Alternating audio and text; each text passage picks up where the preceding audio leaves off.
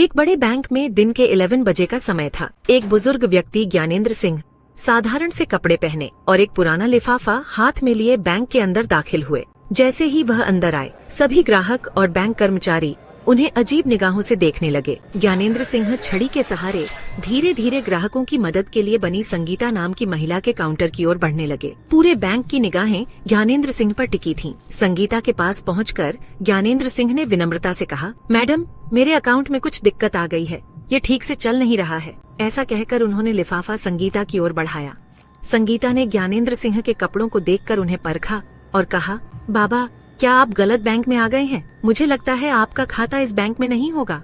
ज्ञानेंद्र सिंह सहजता से बोले, बेटी, एक बार तुम देख तो लो, शायद मेरा खाता इसी बैंक में हो।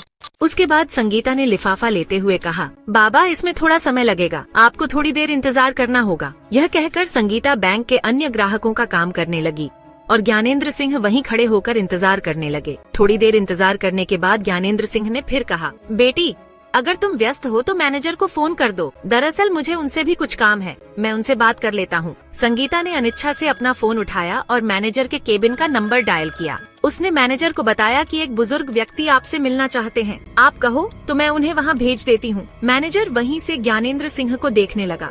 ज्ञानेंद्र सिंह बड़े ही साधारण दिख रहे थे। तभी मैनेजर ने फोन पर संगीता से पूछा, क्या यह हमारे बैंक का ग्राहक है या ऐसे ही कोई मुंह उठाकर चला आया है?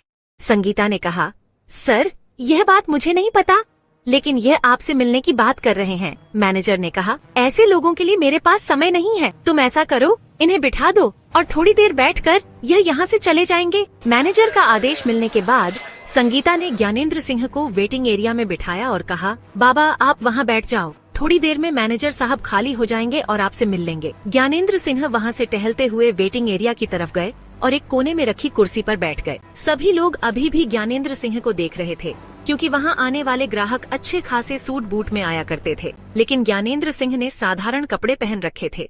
देखने से लग भी नहीं रहा था कि उनका खाता इस बैंक में होगा, क्योंकि उस बैंक में काफी अमीर लोगों के खाते हुआ करते थे। ज्ञानेंद्र सिंह का अकाउंट होने का कोई सवाल ही पैदा नहीं हो रहा था। इसी वजह से ज्ञानेंद्र सिंह आकर्षण का केंद्र बन गए थे और सभी लोग उन्हें घूर घूर कर देख रहे थे। उनके बारे में तरह तरह की बातें बना रहे थे। ये बातें ज्ञानेंद्र सिंह को भी सुनाई दे रही थीं, लेकिन उन्होंने इन सभी चीजों को नजरअंदाज किया और अपना नंबर आने का इंतजार करते रहे। वह सोचते हैं कि थोड़ी देर में मैनेजर आएगा और मैं उससे बात कर लूंगा। इस बैंक में एक पवन नाम का व्यक्ति छोटी पोस्ट पर काम करता था। पवन अभी बाहर गया हुआ था और जैसे ही वह बैंक के अंदर आया तो उसने देखा कि एक बुजुर्ग व्यक्ति वेटिंग एरिया में बैठा हुआ है।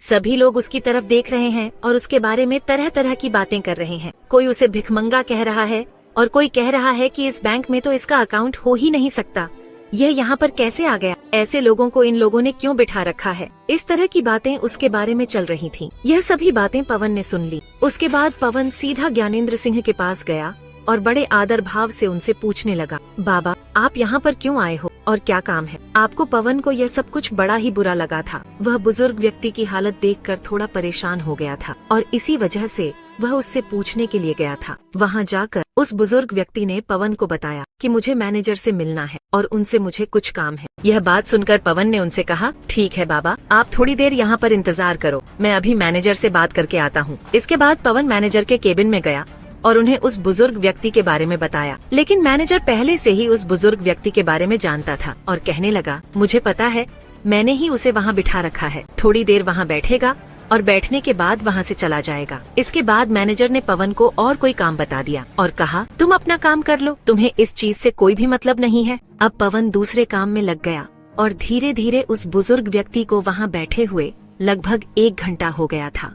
1 घंटे तक बुजुर्ग व्यक्ति ने अपना धैर्य बनाए रखा, लेकिन उसके बाद उसे यह बात सहन नहीं हुई। वह खड़ा हुआ और खड़ा होने के बाद मैनेजर के केबिन की तरफ बढ़ने लगा।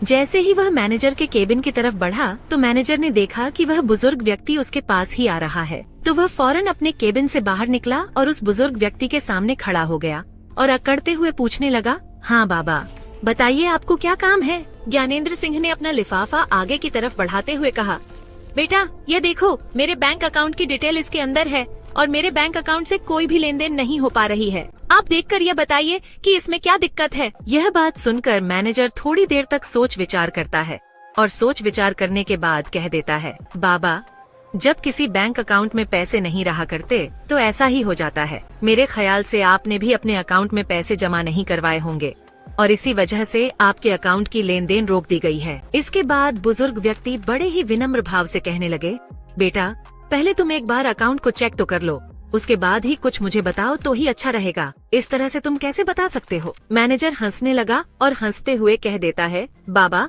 यह सालों का अनुभव है और सालों से मैंने यही काम किया है। आप जैसे लोगों की शक्ल देखकर मैं बता देता हूँ कि कौन व्यक्ति किस तरह का है, किसने अपने अकाउंट में कितना पैसा जमा किया होगा। तो आपके अकाउंट में तो मुझे कुछ भी दिखाई नहीं दे रहा और मैं चाहता हूँ कि अब आप यहाँ से चले जाओ। सभी ग्राहक आपकी तरफ देख रहे हैं और बैंक के अंदर एक अलग तरह का माहौल बन रहा है। इसके बाद ज्ञानेंद्र सिंह ने उस लिफाफे को उसकी टेबल पर रखा और कहते हैं, ठीक है बेटा, मैं तो चला जाऊंगा, लेकिन तुम इस लिफाफे में जो भी डिटेल लिखी हुई है उनको एक बार जरूर से देख लेना। ऐसा कहकर ज्ञानेंद्र सिंह वहाँ से जाने लगे और जाते जाते जैसे ही वह गेट पर पहुँचते हैं तो फौरन मुड़कर कहते हैं, बेटा तुम्हें यह सब कुछ करने का बहुत बुरा नतीजा भुगतना पड़ेगा। ऐसा कहकर ज्ञानेंद्र सिंह बैंक के मेन गेट से बाहर निकल गए और टहलते टहलते वहाँ से चले जाते हैं। इसके बाद जब मैनेजर को यह बात सुनाई देती है कि तुम्हें बहुत कुछ भुगतना पड़ेगा तो थोड़ा सा तो उसे लगता है, लेकिन फिर वह सोचता है कि बुढ़ापे में ऐसे ही कह दिया होगा, कोई भी कैसी भी दिक्कत नहीं है। मैनेजर अपने काम करने के लिए चला जाता है। इधर टेबल पर वह लिफाफा पड़ा हुआ था जिस लिफाफे के अंदर बुजुर्ग व्यक्ति के बैंक अकाउंट की डिटेल थी। इसके बाद जो पवन होता है वहाँ से उस लिफाफे को उठा लेता है और अपने कंप्यूटर के सर्वर में लॉग इन करके उस लिफाफे के अंदर दी गई जानकारी के हिसाब से ढूंढने लगता है। ढूंढने के बाद जब पुराना रिकॉर्ड खंगाला जाता है तो उसे पता चलता है कि यह जो व्यक्ति यहाँ पर आया था यह इस बैंक का एक तरह से मालिक ही है, क्योंकि इस बैंक के सुपर शेयर इसके पास ही हैं। यह बात सुनकर वह बड़ा ही हैरान होता है और भी अच्छी तरह से उस डिटेल को पढ़ने लगता है। तो डिटेल को पढ़ने के बाद वह पूरी तरह से कंफर्म हो जाता है कि यह इस बैंक के मालिक ही हैं। इसके बाद पवन उस रिपोर्ट की कॉपी निकालता है और कॉपी निकालकर बैंक मैनेजर के पास जाने लगता है। बैंक मैनेजर जो अपने केबिन में किसी अमीर ग्राहक से बात कर रहे थे और उन्हें तरह तरह की स्कीमें बता रहे थे। इसके बाद पवन केबिन में आने लगता है। बैंक मैनेजर उसे इशारा करता है और इशारे से पूछने लगता है कि किस लिए तुम यहाँ पर आए हो। उसके बाद जो पवन होता है वह इशारों से ही बता देता है कि यह एक रिपोर्ट है जो उस व्यक्ति की है जो वहाँ पर आया था और आपने उसे ऐसे ही यहाँ से भेज दिया। आप एक बार इस पर नजर डाल लेंगे तो अच्छा रहेगा। ऐसा कहकर पवन ने वह रिपोर्ट मैनेजर साहब की टेबल पर रख दी थी, लेकिन तभी जो मैनेजर साहब होते हैं अपने उस क्लाइंट से थोड़ी देर के लिए एक्सक्यूज लेते हैं और कहते हैं, देखो भाई पवन, हमारे पास ऐसे वैसे लोगों के लिए टाइम नहीं है। इसके बाद पवन बड़े आदर भाव से मैनेजर साहब से कहने लगता है कि अगर आप इसको एक बार देख ले तो बड़ा ही अच्छा रहेगा। लेकिन जो मैनेजर है वह उस रिपोर्ट को आगे की तरफ सरकाते हुए कहता है कि मुझे इसको नहीं देखना और मुझे ऐसे ग्राहक में कोई भी दिलचस्पी नहीं है।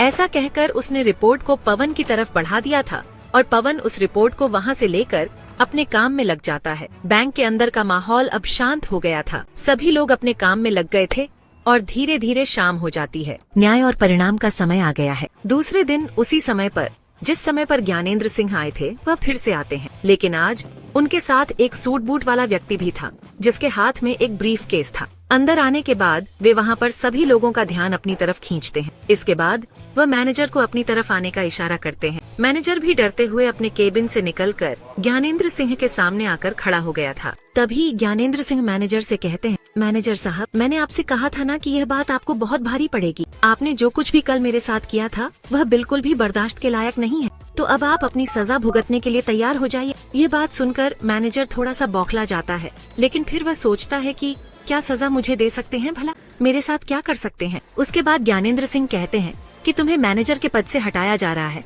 और तुम्हारी जगह इस बैंक में काम करने वाले पवन को मैनेजर बनाया जा रहा है और तुम्हें फील्ड का काम देखना होगा। यह बात सुनकर मैनेजर थोड़ा सा बौखला जाता है और वह कहने लगता है कि आप होते कौन हो मुझे इस तरह से हटाने वाले। तो ज्ञानेंद्र सिंह कह देते हैं कि मैं इस बैंक का एक तरह से मालिक ही समझ लो, क्योंकि 60% शेयर वैल्यू मेरे पास है और मैं चाहूँ तो तुम्हें हटा भी सकता हूँ और किसी और को तुम्हारी जगह लगा भी सकता हूँ। यह बात सुनकर बैंक के अंदर जितने भी कर्मचारी थे और जो कुछ ग्राहक कल भी इस बैंक के अंदर आए थे और आज भी आए थे, वह सभी लोग एकदम से हैरान हो जाते हैं और ज्ञानेंद्र सिंह की तरफ फटी की फटी निगाहों से देखने लगते हैं। इसके बाद वह व्यक्ति जो ज्ञानेंद्र सिंह के साथ आया था वह अपने उस सूटकेस को खोलता है और खोलने के बाद उसमें से एक डॉक्यूमेंट निकालता है जो कि पवन की प्रमोशन का था, उसे एक बैंक मैनेजर बना दिया गया था। इसके बाद वह दूसरा लेटर निकालता है जिसको बैंक मैनेजर को दे देता है और कहता है कि अगर तुम्हें फील्ड में ड्यूटी करनी है तो तुम बेशक से कर लो, लेकिन मैनेजर बनकर तुम इस बैंक में नहीं रह सकते।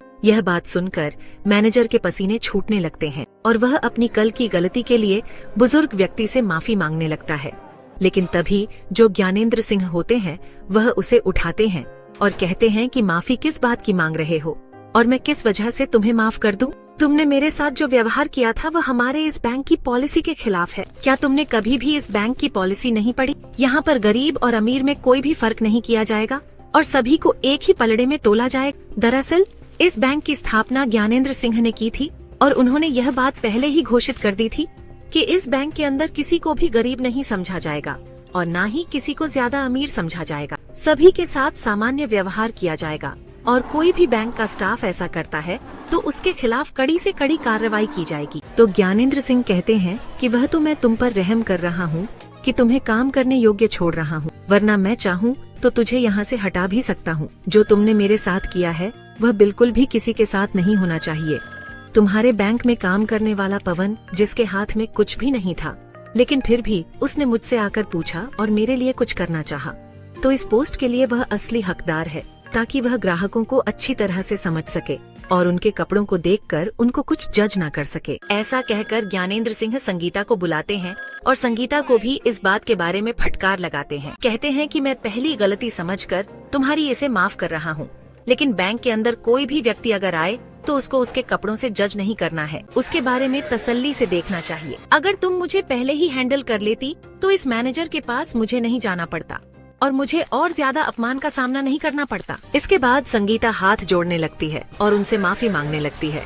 कहती है, बाबूजी मुझे माफ कर दो, मुझसे बहुत बड़ी गलती हो गई और आगे से आपको ऐसा कुछ भी देखने को नहीं मिलेगा। इसके बाद ज्ञानेंद्र सिंह वहाँ से उस व्यक्ति के साथ वापस जाने लगते हैं और सभी लोगों से कहकर गए थे कि पवन से बहुत कुछ तुम्हें सीखने की जरूरत है और इससे जितना हो सके उतना सीख लीजिए, तुम्हारे लिए अच्छा होगा। अब मैं बीच बीच में यहाँ पर किसी न किसी को भेजता रहूंगा जो तुम्हारी इन हरकतों के बारे में अच्छी तरह से मुझे रिपोर्ट दे सके। ऐसा कहकर ज्ञानेंद्र सिंह वहाँ से चले गए थे और बैंक का पूरा स्टाफ इस बारे में बात करने लगता है और सोचता है कि अब अच्छी तरह से काम करना होगा, कहीं अगली बार उनका नंबर न आ जाए। इस बात को सोचकर पूरा बैंक सुधर जाता है और सभी लोग अच्छी तरह से उस बैंक के अंदर काम करने लगते हैं। ज्ञानेंद्र सिंह का यह कारनामा चारों तरफ फैल गया था और सभी लोग उस बैंक की बड़ाई करने लगते हैं और कहते हैं कि मालिक हो तो ऐसा हो, वरना बेशक से ना हो, क्योंकि ज्यादातर मालिक अपने बैंक को खोलकर चले जाते हैं।